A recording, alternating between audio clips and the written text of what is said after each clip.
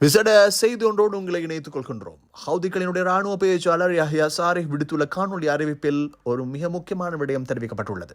அமெரிக்காவினுடைய மற்றொரு விமானம் தாங்கி கப்பலான USS டூமர் கப்பல் மீது 48 மணித்தியாலத்திற்குள் மீண்டும் ஒரு தடவை, அதாவது 6வது தடவையாக தாக்குதல் நடாத்தப்பட்டிருக்கிறது என்று ஹவுதிகள் அறிவித்திருக்கிறார்கள். இதற்காக ஏவுகணைகள் மற்றும் ஆளில்லா விமானங்கள் பல பயன்படுத்தப்பட்டிருப்பதாக தெரிவிக்கப்படுகிறது. குறிப்பாக இந்த தாக்குதல் காரணமாக கப்பலின் சில பகுதிகளுக்கு சேதங்கள் ஏற்பட்டுள்ளதாகவும் அதில் தெரிவிக்கப்பட்டுள்ளது.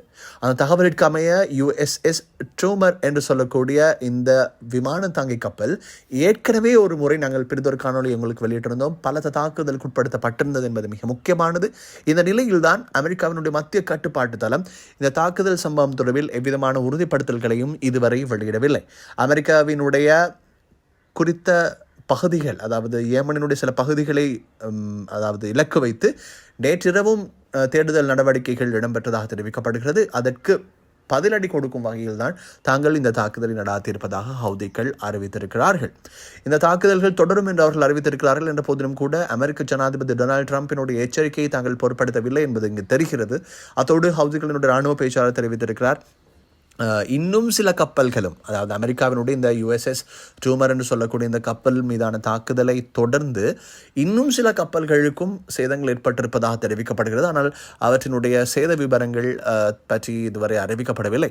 அமெரிக்காவோ இது தொடர்பில் தங்களினுடைய நிலைப்பாடுகள் எதையும் இதுவரை உத்தியோகபூர்வமாக வெளியிடவில்லை. என்ற போதிலும் தாக்குதல் இடம்பெற்றிருக்கிறது என்பது ஹவுதிகளினுடைய தரப்பில்தான் இதுவரை உத்தியோகபூர்வமாக அறிவிக்கப்பட்டிருக்கிறது. யஹ்யா சாரிஹ் விடுத்திருக்கக்கூடிய காணொலி அறிவிப்பு. யஹ்யா சாரிஹ் இஸ்ரேலினுடைய பொதுவாக இந்த சம்பவங்கள் தொடர்பிலே பேசுகின்ற போது மிக முக்கியமான ஒருவர், ஹவுதிகளினுடைய ராணுவ பேச்சாளர். அவர்தான் இந்த கருத்தை இப்போது வெளியிட்டிருக்கிறார். மிகவும் குறிப்பாக இன்னொரு விடயத்தையும் அதில் பார்க்க வேண்டியிருக்கிறது. அமெரிக்காவினுடைய விமானம் தாங்கி கப்பல்களில், மிகப்பெரிய கப்பல்களில் இந்த கப்பலும் மிக முக்கியமான இடத்தை பிடிக்கிறது. குறிப்பாக யமன் மீதான தாக்குதல்களை நடாத்துகின்ற விமானங்கள் இந்த கப்பலினுடைய ஓடுதளத்தை பயன்படுத்தித்தான் வானளாவிய ரீதியில் வந்து தாக்குதல்கள் நடாத்துகின்றன. எனவே இது மிக முக்கியமானதாக கருதப்படுகிறது. செங்கடல் பிராந்தியத்தில் இடம்பெறுகின்ற இந்த நிலைமைக்கு மிக முக்கியமான காரணம் இஸ்ரேல் பலஸ்தீன் மீதான நடவடிக்கைகளை உடன் நிறுத்த வேண்டும். அப்படி நிறுத்தினால் நாங்கள் இதனை மீண்டும் நிறுத்துவோம் என்ற ஒரு அறிவிப்பை அவர்கள் செய்திருக்கிறார்கள்.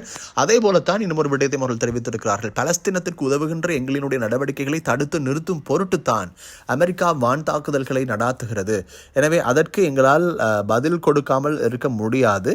எனவே நாங்கள் அதனை இப்போது அவர்களினுடைய தாக்குதல்கள் நிறுத்தப்படும் என்கின்ற உத்தரவாதம் கிடைக்கப்படுகின்ற பட்சத்தில் நாங்கள் இவற்றை நிறுத்துவதற்கு தயாராக இருக்கிறோம் என்ற ஒரு கருத்தையும் அவர்கள் தெரிவித்திருக்கிறார்கள். எனவே இதிலிருந்து விளங்கக்கூடிய ஒரே ஒரு விடயம், 24 மணித்தியாலங்களுக்கு முன்பதாக, அதாவது 48 மணித்தியாலங்களுக்குள்ளே வேறு தாக்குதல்கள் மூலமான 6வது தடவையான தாக்குதல் இடம்பெற்றிருக்கிறது இந்த கப்பல் மீது என்பது. தொடர்ந்து இணைந்திருங்கள் அன்பான நேயர்களே.